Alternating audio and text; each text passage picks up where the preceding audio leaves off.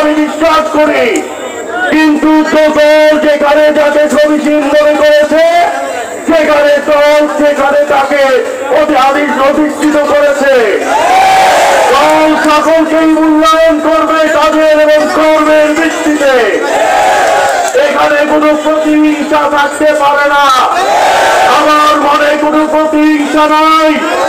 তাদের কাজ মিলিয়ে আমি সবাইকে আকুল আহ্বান জানাই, টাঙ্গাইলের ত্যাগী নেতা কর্মীদের দিকে তাকায় আপনারা সকলে একত্রিত ভাবে তাদের কাজ মিলিয়ে তাদের শীষের পক্ষে ঐক্য গড়ে তুলুন।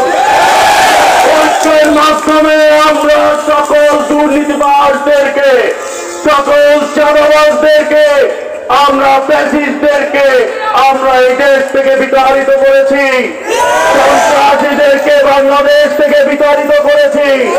ঐক্যবদ্ধ থাকলে বাংলাদেশ জাতীয়তাবাদী দলের বিজয় সুনিশ্চিত।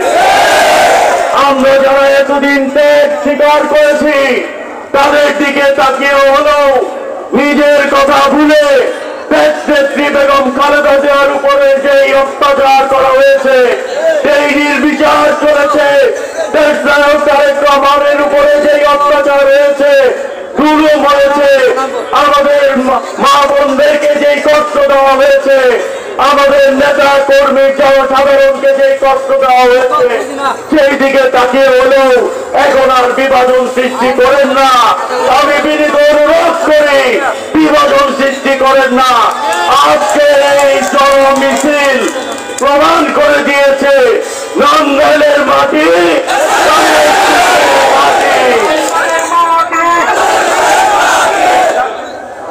তাদের শীষের জন্য, টাঙ্গাইলের মানুষ তাদের শীষকে ভোট দেওয়ার জন্য উঠিয়ে আছে। এটা নষ্ট করতে চাচ্ছে, তারা বিএনপির কেউ হতে পারে না। উস্কানি দিচ্ছেন তাদেরকে আমি আকুল আবেদন জানাই, আপনারা উস্কানি দিতে বিরত থাকুন। আপনারা এই সুশৃঙ্খল দলটাকে এগিয়ে নিতে সাহায্য করুন। আপনারা সকলেই ত্যাগী, তাদের কাজ মিলিয়ে আমরা এগিয়ে যেতে চাই। আমরা তাদের কাজ মিলিয়ে টাঙ্গাইলের উন্নয়নে ভূমিকা রাখতে চাই। আপনারা জানেন শীষের পক্ষ থেকে আমি কিছুদিন আগে মনোনয়ন পাওয়ার আগে বলেছিলাম, মনোনয়ন যেই পাক আমরা ধানের শীষের লোক, আমরা ধানের শীষের পক্ষে কাজ করব। নিজের স্বার্থের উঠতে গিয়ে টাঙ্গাইলের জনগণের পক্ষে কাজ করবে। আমি আপনাদেরকে স্থানে দাঁড়িয়ে ওয়াদা করে গেছিলাম, একমাত্র প্রতীক, যেই প্রতীকে টাঙ্গাইলের মানুষ ভোট দিবে ইনশাআল্লাহ, উন্নয়নের মার্কায় ভোট দিবে, সজন চৌধুরী সাহেবের মার্কায় ভোট দিবে, করম চৌধুরী সাহেবের মার্কায় ভোট দিবে, রহমানের মার্কায় ভোট দিবে, কালোদিয়ার মার্কায় ভোট দিবে, জনগণের মার্কায় ভোট দিবে। এই মার্কা ছাড়া টাঙ্গাইলের মানুষ আর কোন মার্কাকে বিশ্বাস করে না। যারা কিছু কিছু নেতা কর্মীকে বিভ্রান্ত করছেন, আমি আহ্বান জানাই আপনারা এই বিভ্রান্তে কান দিবেন না। আমাকে অনেক রকম কথা প্রচার করছেন, আমি আহ্বান জানাই ধানের শীষের পক্ষে থাকুন, জনগণকে সাথে নিয়ে জনগণের সাথে থেকে উন্নয়নের জন্য, কলকারখানার উন্নয়ন, শিক্ষা প্রতিষ্ঠানের উন্নয়ন, শিক্ষকদের উন্নয়ন, শ্রমিকদের উন্নয়ন, জনমুক্ত টাঙ্গাইলের জন্য, রাস্তাঘাটের উন্নয়নের জন্য, মা বোনদের উন্নয়নের, মা বোনদের অধিকারের জন্য, মুরব্বীদের ভাতার জন্য, কৃষক ভাইদের উন্নয়নের জন্য, আমাদের যুবক ভাইদের, তরুণদের উন্নয়নের জন্য এই ধানের শীষ মার্কায় আপনারা ভোট দিয়ে টাঙ্গাইলের প্রার্থীকে তারেক রহমান মহোদয়ের হাতে আপনারা সেই মার্কার এই টাঙ্গাইলের শীষ আপনারা তুলে দিবেন। আমার প্রিয় এলাকাবাসী, ইউনিয়ন থেকে যারা জন্মগ্রহণ করেছিলেন, আমার আব্বা, আমার দাদা, আমার চাচা, আমার পূর্বপুরুষরা এই ইউনিয়ন থেকে নেতৃত্ব দিয়ে টাঙ্গাইলকে সুন্দরভাবে, সুসংগঠিত ভাবে দুর্নীতিমুক্ত করে এই এলাকার উন্নয়ন তারা করেছিলেন। আমি আপনাদের এই সেই বাতির সন্তান, আমি যেই মর্জেপুর ইউনিয়নের সন্তান, আমি এই নন্দাইলের মাটির সন্তান।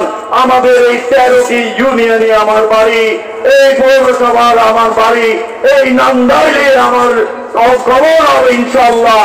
যেদিন আয়াত চলে যাবে আপনাদের ভাই হিসাবে, আপনাদের সন্তান হিসাবে আমি কবরে এখানে আসবো, আপনাদের কাছে দাবি রেখে গেলাম। আমাদের পূর্বপুরুষের